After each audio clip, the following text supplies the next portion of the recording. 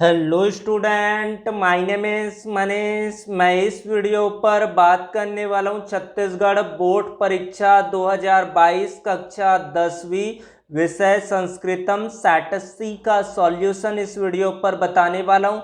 तो student video को like share और यूट्यूब चैनल को सब्सक्राइब कर ले। वीडियो को स्टार्ट करते हैं। प्रश्न क्रमांक पहला, निम्न रेखांकित शब्दयोः संधि विच्छेदम कृत्वा तयो नाम लिखत। इसमें अजंता का पूछा है तो अच धन अंत जत्ता सुसंधि होगा।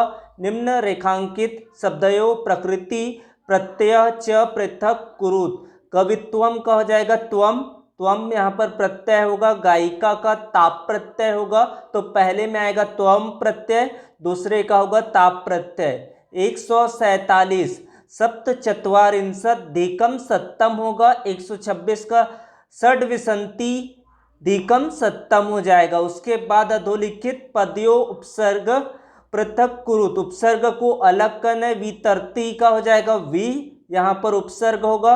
उत्तिष्ठति का हो जाएगा उत, उपसर्ग होगा। ये दो प्रश्न आपको दिए गए थे। उसके बाद पांचवें प्रश्न पर होगा भक्तेन गीता पठ्यते। ये होगा आपका कर्मवाच्य, कर्म वाच्य होगा।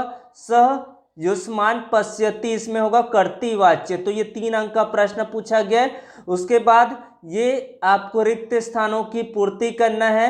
3 ऑप्शन यहाँ पर दिया गया, उनमें से एक ऑप्शन को यहाँ पर खाली स्थान पर भरना है। अधोलिखित विग्रह वाक्यम समासिक पदम लिखित्वा तेषां नामानि अपि लिखत। हरिश्च हरस्य हरिहरो, कौन सा समास होगा? द्वंद्व समास। चंद्रशेखरे यस्य सह, कौन सा समास होगा?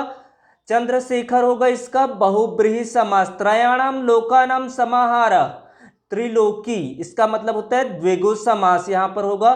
फिर यहाँ पर हिंदी पर अनुवाद करना है। कोई ना कोई सेट पर इस तरीके के क्वेश्चंस आपको देखने को मिलेगा। क्वेश्चन निर्धनो जनाभूरि परिश्रम से लेकर प्राचलत तक के ये अनुवाद आपको पूरा कंप्लीट करना है। सभी सेटों को आपको याद कर लेना है। प्रश्न क्रमांक 9, अधोलिखित गद्यांशस्य हिंदी भाषा अनुवादम कुरुत। इसको भी आपको हिंदी भाषा पर अनुवाद करना है। प्रति रविवारे पिता पुत्र गांधीना से लेकर प्रतिभा प्रतिस्थापिता तक के आपको इसका अनुवाद करने हैं।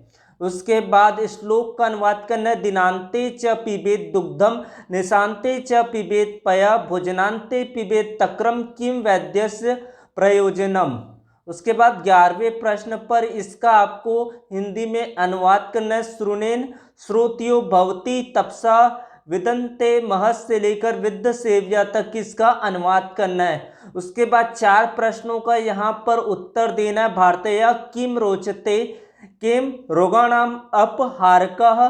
उसके बाद मत्स्य पालन क्षेत्र का पुरस्कार दीयते आत्मानंदेन लिखित ग्रंथस्य नाम किम। इनमें से बहुत सारे आईएमपी प्रश्न है जिसको आप याद कर सकते हैं। उसके बाद 13वें प्रश्न पर दिया गया अधोलिखितेषु चतुर्णाम प्रश्न उत्तराणि हिंदी भाषया लिखत लोकः के न प्रकाशते। इसका हिंदी भाषा पर उत्तर देना है। 4 प्रश्नों का।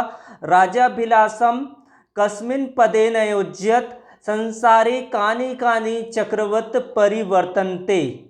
उसके बाद दिया गया है 4 सूक्ति लिखना है। इसके साथ अथवा भी प्रश्न दिया गया है। इसका आपको भावार्थ लिखना है। यत्र जीव तत्र शिव, जहाँ आत्मा है वहाँ पर शिव है।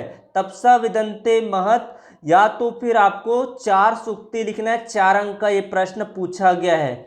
उसके बाद प्रश्न क्रमांक 12 पर भी आपको 2 ऑप्शन दिए गए। पहले पर आपको अस्वस्थता का कारण देते हुए अपने प्राचार्य को संस्कृत भाषा पर प्रार्थना पत्र लिखना है, या फिर ये मंजूषात दिया गया। इसका आपको पूरा फिलअप बताता हूँ किस तरह से आपको बनना है।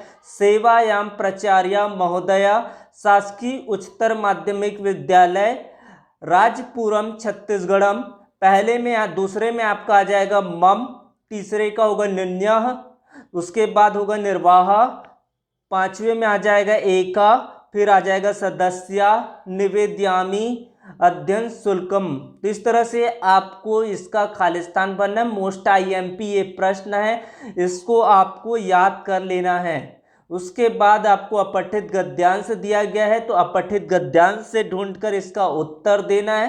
तो इस तरह से इसके उत्तर को आप लिख सकते हैं। संस्कृत भाषा सारांशम लिखत उचित शीर्षकम लिखत। उसके बाद या तो अथवा में ये प्रश्न दिया गया तो किसी एक प्रश्न का यहाँ पर उत्तर देना है। उसके बाद 2 श्लोक लिखना है जो अपने पाठ्य पुस्तक पर यानी कि इस प्रश्न पत्र पर ना आया हो। स्व पाठ्य पुस्तकात वृक्षस्य महत्वम इति विषये एकम सुभाषित श्लोकम लिखत। वृक्ष महत्वम पर एक श्लोक लिखना है। उसके बाद 12 वाक्यों पर एक निबंध, किसी एक विषय पर निबंध लिखना है।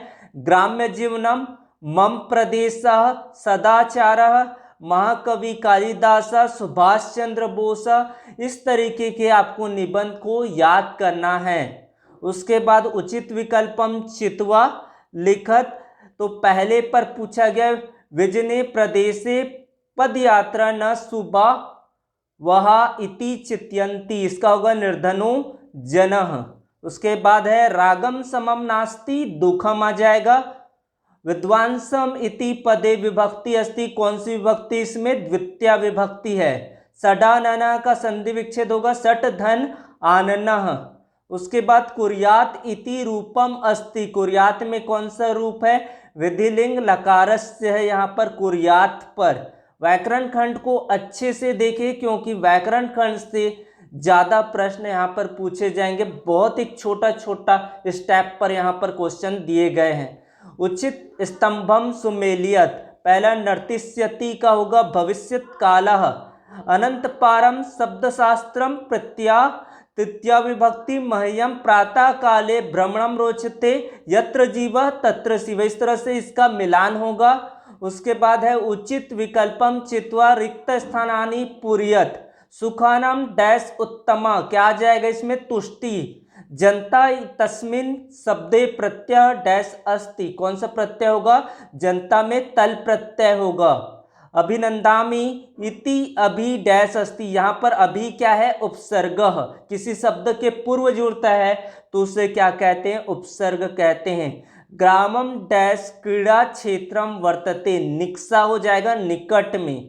ते तत्र डैश अवसन, इसमें हो जाएगा चिरम। तो इस तरह से आपका पेपर हो जाता है। बहुत सारे क्वेश्चन इसी में से ही पूछे जाएंगे, तो आपको इसको अच्छे से याद कर लेना है। साथ ही साथ और भी चीज़ों को आपको फॉलो अप करना होगा, तभी जाकर आप अच्छे स्कोर करेंगे। Thanks for watching video, subscribe the channel.